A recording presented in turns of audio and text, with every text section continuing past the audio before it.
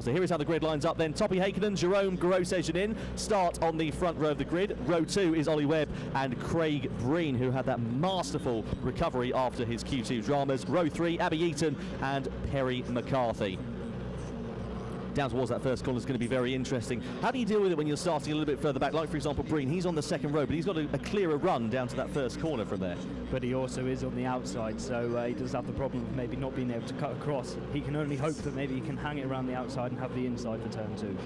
So let's see what will happen. The tension is beginning to build here then. Semi-final 2, 6 laps of racing action. Just a reminder, the top 3 positions will go through to the final. Ready to race board is displayed. Semi-final 2 for round 8 of TitansRX in Austria is underway. Good start there from Hakkinen. Great launch from Grosjean. Breen gets away well, and look at Eaton as well. She was trying to find her way through against Ollie Webb. Down towards turn 1 we go, and it's still Grosjean who gets the advantage. He gets ahead of Hakkinen through turn 1, and Breen shovels out against Ollie Webb. Webb is on the outside line. He's onto the very dusty and dirty part of the track there. That's not going to be helping his traction or drive at all, and he gets interconnected with Perry McCarthy, who spins going through turn number 2. Over the jump we go. Grosjean leads the way from Hakkinen, from Craig Breen. Just as we were saying how unlucky Jerome Grosjean's been all year, he's now had the start and he's taken the lead of this semi-final. Although he does have Toppy Hakkinen breathing down his neck, he is going to be feeling that pressure. We saw Ollie Webb there also recovering from a spin, so Perry McCarthy and him becoming connected with one another at the second turn, sadly causing them to both be facing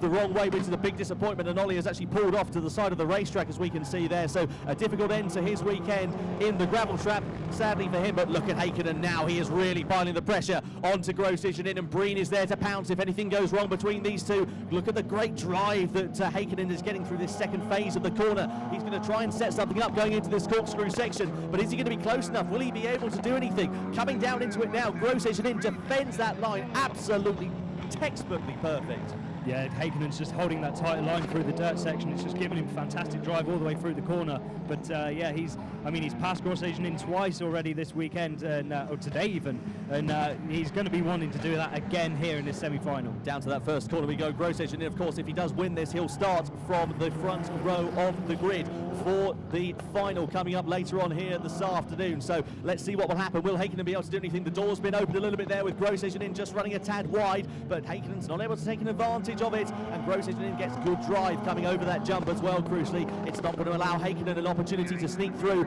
or show a wheel into this corkscrew section, and Breen is closing on these two as they start squabbling amongst one another here as well. Yeah, Hakkinen just ran a little bit wide there on the exit of the gravel section. That cost him, and that meant Jerome could go to pull the gap, but then Hakkinen, he's already up to the back of him again. He seems to have pace on him all the way around the track, but he just cannot find a way through. At the moment it's Grosjean, Hakkinen and Breen who are making it through to the final, but anything can happen in Rallycross, and it usually does. Over the jump we go, down in towards the turn 2. Once again, lap 4 of 6 we are on. Keep an eye out for the difference in line, see if there's any doors, any opportunities being opened for Hakkinen to find his way through. Breen seems to be struggling actually in this first section at the moment, doesn't seem to quite have the smoothness or the comfort in the car that Grosjean and Hakkinen are having, and he's not able to close up. It's in the final sector really where we're seeing Breen coming into his elements. It wouldn't surprise me if Craig Breen's maybe being a little bit reserved through that gravel section. Let's not forget that hitting a big lump of gravel was what caused his fire earlier on today, so he's going to be a bit cautious of that. Yeah, certainly so. Over the timeline we go to start the penultimate lap here of semi-final 2, then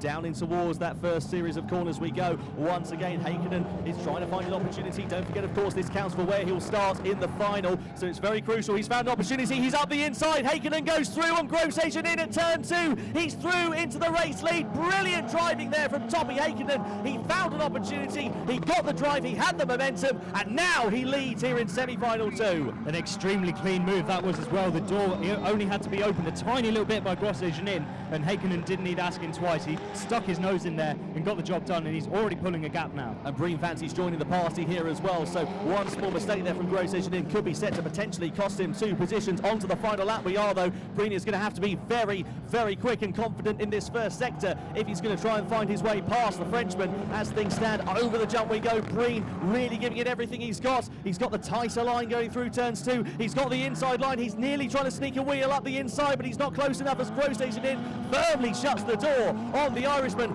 Over the jump we go for the final time. No way through there for Breen. He's going to have to try and invent something into the penultimate corner, get good drive through this corkscrew section. He's not close enough at the moment. It's Breen. Grosjean is defending that line perfectly, but he's really, really slow on the right. run through, so he's had a technical problem there, Grosjean, and Breen goes through on the final lap into second place.